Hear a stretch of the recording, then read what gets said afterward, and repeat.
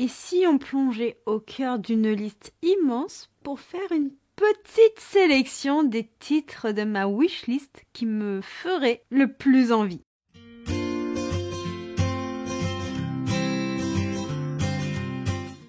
Hello mes petits érudits, c'est Johanna, bienvenue dans ma citadelle. Je suis ravie de vous retrouver aujourd'hui pour une nouvelle vidéo qui sera sur les livres de ma wishlist. Je vais en sélectionner quelques-uns et je vais vous présenter ceux qui me tentent le plus au cœur de celle-ci, mais pour lesquels je ne vais absolument pas craquer tout de suite parce que oui, je vous rappelle que j'ai un objectif, ne pas acheter plus de 3 livres par mois. Et croyez-moi que c'est difficile, mais il faut absolument que j'arrive à faire attention à mon budget livreste et que je calme ma consommation parce que c'est quelque chose auquel je tiens. Et quand je vois le nombre de livres de ma pile à lire qui ne sont absolument pas lus, je ne le vis pas toujours très bien, et encore je n'ai pas recensé complètement celle-ci. Je vous présente quelques titres qui me tentent énormément et qui seront susceptibles d'atterrir un jour dans ma bibliothèque. Il y a tout d'abord North Soul de Manon Donaldson, le premier tome qui vient juste de sortir ou qui ne va pas tarder, et qui est une romance sous fond viking. Et je vous avoue que c'est un petit peu mon péché mignon, tout ce qui touche aux vikings. On va y suivre Brina, qui est la fille unique d'un baron, mais qui va être vendue à un certain comte complètement détestable parce que sa famille est au bord de la faillite et qu'ils ont besoin d'argent. Franchement, je les aime pas, rien que pour ça, puisqu'on ne vend absolument pas l'être qui compte pour soi. Bref, mais c'est lors d'une traversée pour rejoindre un autre continent que le comte va faire appel à un certain viking. Et celui-ci va beaucoup aimer notre chère nouvelle comtesse et va pas très bien apprécier ce conte qui se veut assez malveillant envers notre chère Brina. Et donc cela va être assez compliqué parce que si le viking est attiré par la jeune femme, ils n'ont pas forcément le droit de céder à la tentation étant donné qu'il y a les liens du mariage. Mais en même temps, Brina n'a jamais voulu de ce mariage et le comte la traite très mal. Comment vont-ils se dépatouiller? Comment cela ne va pas créer de nombreux conflits sociopolitiques au sein de ce monde? Je ne sais pas, mais personnellement, je suis très intriguée. Dans les livres qui me font le plus envie sur ma wishlist, il y a le tome 2 des 4 saisons de Morgane Moncomble, Un hiver pour te résister. Et personnellement, je résiste à la tentation de l'acheter parce que je sais très bien que je ne pourrai pas le lire tout de suite et que je dois faire attention à mon budget livresque. Et oui, la vie est totalement cruelle. Si vous n'avez pas lu le premier tome Un automne pour te pardonner, cela n'est absolument pas gênant.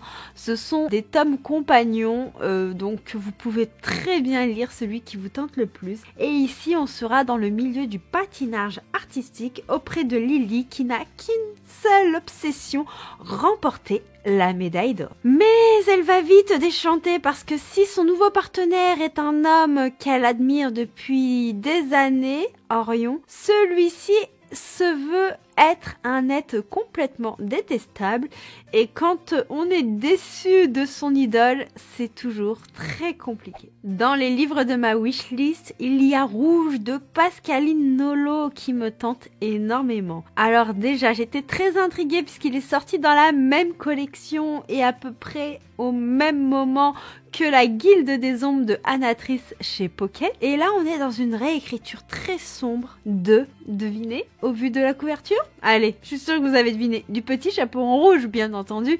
Et moi, ça me tente vraiment beaucoup. Et de plus, mon amie Aurélie de la chaîne Livromancienne a adoré cette histoire, donc ça m'intrigue d'autant plus. Vous le savez, j'ai un faible pour tout ce qui est très sombre et j'aime énormément les réécritures de contes.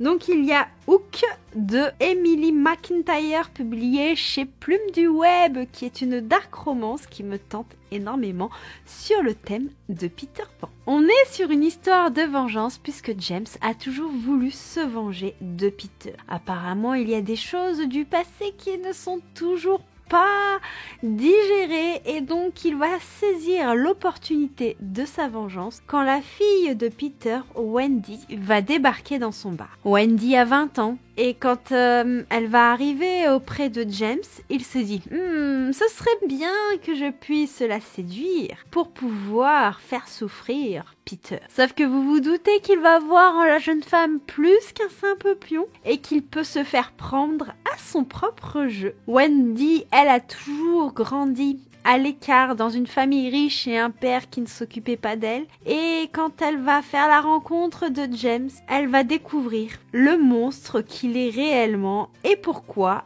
on le surnomme Hawk. Voilà, c'est très intriguant, très mystérieux, assez sombre d'après ce que l'on m'en a dit, mais je suis vraiment curieuse de découvrir cette histoire. Le livre suivant qui me tente énormément, c'est un livre qui sort totalement de mes lectures habituelles, mais la thématique m'intrigue beaucoup.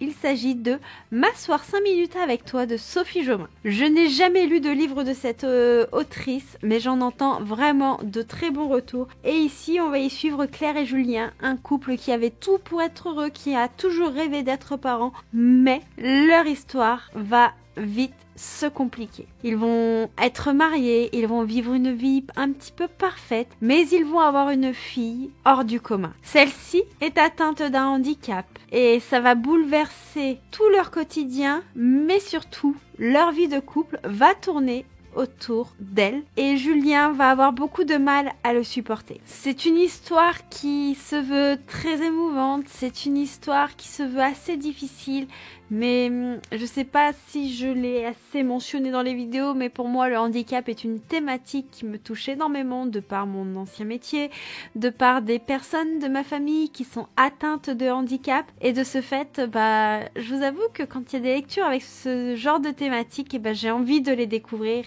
et je sais que c'est parfois pas facile émotionnellement, mais c'est aussi intéressant, bouleversant. Et je trouve que c'est important d'en parler et de sensibiliser auprès de la différence et de comment aménager le quotidien. Dans ma wishlist, il y a Les Aventuriers de la mer de Robin Hobb. Et oui, cette saga me tente énormément. Pourquoi ? Parce que j'ai lu la première ère de l'Assassin Royal et que maintenant il faut que je lise absolument Les Aventuriers de la mer pour pouvoir continuer l'Assassin Royal que j'ai adoré. C'est une saga pépite et si vous aimez la fantaisie adulte, lisez-la si ce n'est pas encore fait, vous ne serez pas déçus. Dans Les Aventuriers de la mer, on va y suivre plusieurs familles de marchands qui possèdent un vif-neuf. Un navire intelligent et sensible qu'on lègue de génération en génération. Sans ces navires, le commerce magique serait totalement impossible. Notre héroïne, Althea, devait hériter de ce fameux navire, mais malheureusement son esclavagiste de beau-frère va tout faire pour que ce ne soit pas le cas et lui mette plein de bâtons dans les roues. Voilà pour le résumé un petit peu mal fait de la première intégrale, mais je vous avoue que j'ai très hâte de les découvrir et de replonger dans les univers de Robin Hobb. Et pour terminer par le livre qui me tente énormément dans ma wishlist, après tous les autres me font envie mais pas autant que ceux que je vous ai présentés, il y a Darkshore de Daniel L. Jensen. Vous le savez, Le Pont des Tempêtes a fait partie de mes meilleures lectures de l'année 2023 et de ce fait j'ai très envie de découvrir son nouvel écrit chez Big Bang, bien que celui-ci soit classifié en Young Adult et donc j'avoue que j'ai un petit peu peur comme c'est Young Adult, mais je me dis que la plume de l'autrice est tellement belle qu'il y a des chances que cela me plaise. On va y suivre Terriana, une jeune femme qui est une marine et dont le peuple est là pour garder les secrets de la mer. Mais pour sauver sa meilleure amie, elle va devoir briser une loi sacrée et cela va avoir de désastreuses conséquences. Voilà, je vous donne une bribe du résumé, mais clairement, je trouve que ce livre n'est pas facile du tout à expliquer au niveau du résumé quand on ne l'a pas encore lu, donc j'espère pouvoir le lire très prochainement. Sur ce, je vous souhaite du coup une très belle fin de journée pour ceux qui ont visionné cette vidéo jusqu'au bout. N'hésitez pas à me dire si vous avez lu un des livres de cette wishlist qui me fait très envie et si vous l'avez aimé ou pas, n'hésitez pas à me dire vous quel est le livre de votre wishlist qui vous tente le plus actuellement et si vous êtes arrivé jusqu'au bout, n'hésitez pas à mettre des petites étoiles en commentaire. Je vous fais plein de bisous et je vous souhaite une très bonne fin de journée et à bientôt. Ciao ciao.